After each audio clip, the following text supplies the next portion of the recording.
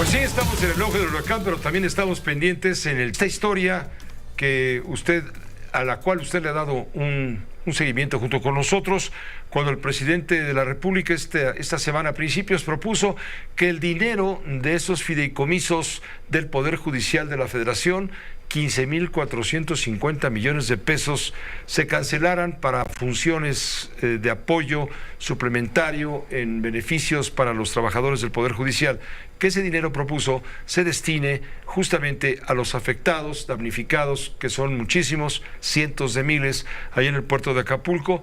Y hubo una respuesta, decíamos aquí, fue un anzuelo que tiró el presidente de la República y a ver quién picaba, principalmente la presidenta ministra de la Suprema Corte, ministra presidenta Norma Piña.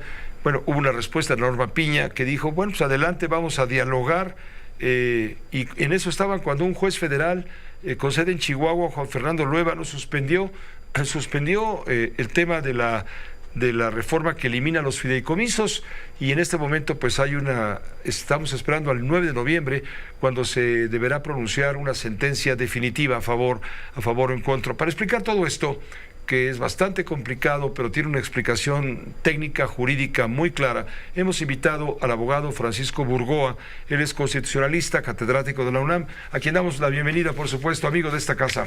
Te lo agradezco, Pepe, siempre es un gusto estar contigo y con tu audiencia de Radio Fórmula. Abogado, ¿es viable la propuesta del presidente sobre los fideicomisos desaparecidos, darle esos 15,000 y tantos millones de pesos, destinarlos pues a los fondos de ayuda a los damnificados? Creo que es un anzuelo político, porque ¿quién se va a oponer a un acto de esa naturaleza noble?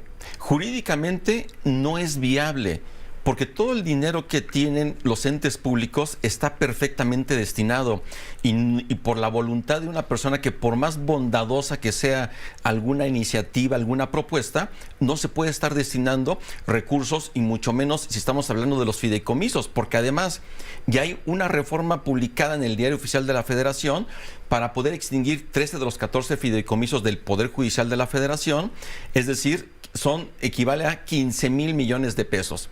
Y esos 15,000 millones de pesos, en los artículos transitorios, que son, por decirlo coloquialmente, las letras chiquitas de cómo se va a empezar a utilizar ese dinero, se indica que debe de haber 120 días hábiles para que se puedan llevar a cabo todas las acciones para extinguir los fideicomisos.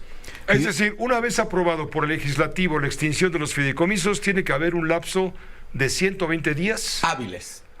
Es decir, nos vamos al mes de mayo, que sería el tiempo en el que el Poder Judicial tendría que llevar a cabo las acciones para extinguirlos. En el supuesto caso que se llevaran a cabo, y ahorita digo por qué el supuesto caso, este recurso tiene que ir destinado a la Tesorería de la Federación, quien a su vez lo pondría a disposición de la Secretaría de Hacienda, y Hacienda lo tendría que destinar para el cumplimiento de programas del Plan Nacional de Desarrollo. Es decir, por ley ya está perfectamente destinado hacia dónde deben ir los recursos de los fideicomisos.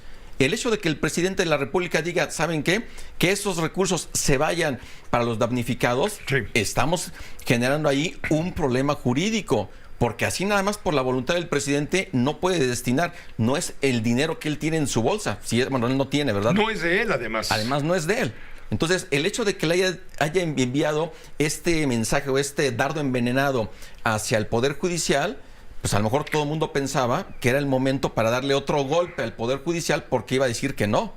Pero ahí, digamos... Hubo mucho colmillo presidencial al mandar ese mensaje, porque, a ver, quienes no estamos enterados de la técnica jurídica, como es tu caso, diremos, pero ¿cómo se va a oponer la ministra presidenta de la Suprema Corte a una causa tan noble, cuando ignoramos el fondo que tú estás dando? Absolutamente. Y para esto, la verdad es que nos sorprendió la respuesta de la ministra Norma Piña, pero es una respuesta... ¿Qué no aceptó ella? Es que la respuesta de ella, la verdad es que es ambigua y es general, porque ella en su carta expresamente dice que le parece buena la idea que los recursos de los fideicomisos públicos, es decir, de todos, no solamente los del Poder Judicial, y luego por otra parte dice que el Poder Judicial tiene que garantizar los derechos de los trabajadores, derechos que provienen de esos fideicomisos públicos. Y luego la ministra dice, vamos a dialogar institucionalmente para conocer lo voy a decir con mis palabras, las letras chiquitas de cómo se va a llevar a cabo la instrumentación de esa propuesta del presidente. Pero resulta que el presidente al día siguiente empieza a decir algo que no dijo la ministra. Celebro mucho que la ministra haya aceptado que se destinen esos 15,000 millones de pesos. Nunca lo dijo. Nunca lo dijo. Pero esto también es parte del presidente para estar presionando política, mediática y socialmente al Poder Judicial, porque la ministra no puede disponer de esos 15,000 millones de pesos, porque son recursos para garantizar derechos adquiridos de los trabajadores, por una parte. Por la otra, la ley ya dice que esos recursos tienen que destinarse a la tesorería de la Federación para que se los mande a Hacienda y Hacienda al Plan Nacional de Desarrollo. Aquí no entra en juego la Cámara de Diputados, que dispone justamente los recursos para los gastos. El tema es que en el caso de la Cámara de Diputados los puede disponer en el presupuesto de egresos que está a punto ya de que empiece a ser discutido y aprobado por la Cámara de Diputados, por una parte. Por la otra, si quiere disponer la Cámara de Diputados de los recursos de los fideicomisos, tiene que reformar la reforma.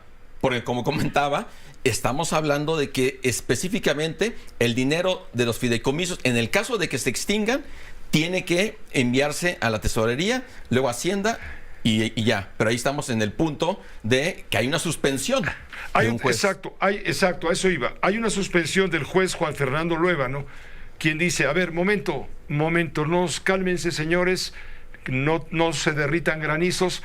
Primero vamos a ver si procede jurídicamente el amparo colectivo presentado hasta el momento y las eventuales controversias constitucionales que pueda haber alrededor de esto.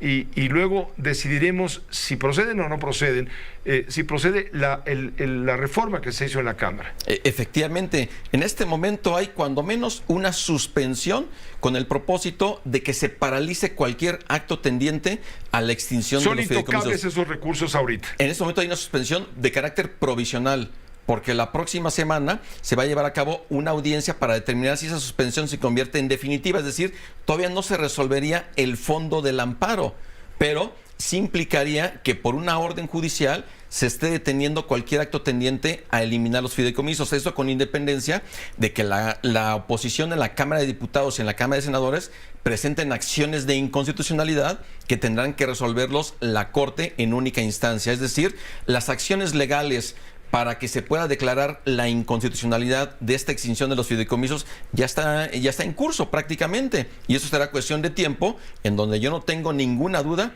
de que la Corte en su momento declarará la inconstitucionalidad de la extinción de esos fideicomisos. Por lo tanto, ese recurso no se podrá tocar.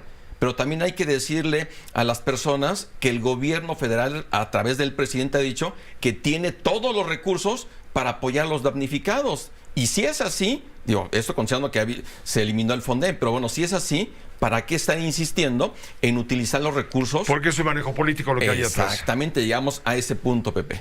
Pues te agradezco mucho, Francisco, que nos hayas ayudado a tratar de entender todo lo que hay atrás de esta. Es una maniobra política. Absolutamente lo es, y también ya que intervino la Secretaría de Gobernación para crear un comité entre los tres poderes, que al final, jurídicamente, un acuerdo no puede ir más allá de lo que diga la ley. Muchas gracias, Francisco. Seguiremos consultándote si nos permites. Por supuesto, con todo gusto, Pepe. Muy buenas noches. Como siempre, bienvenido. Él es catedrático en la Universidad Nacional Autónoma de México, es abogado constitucionalista, Francisco Burgoa, una familia de larga trayectoria en estos temas de abogados. Muchas gracias otra vez. Vamos a una pausa breve, volvemos.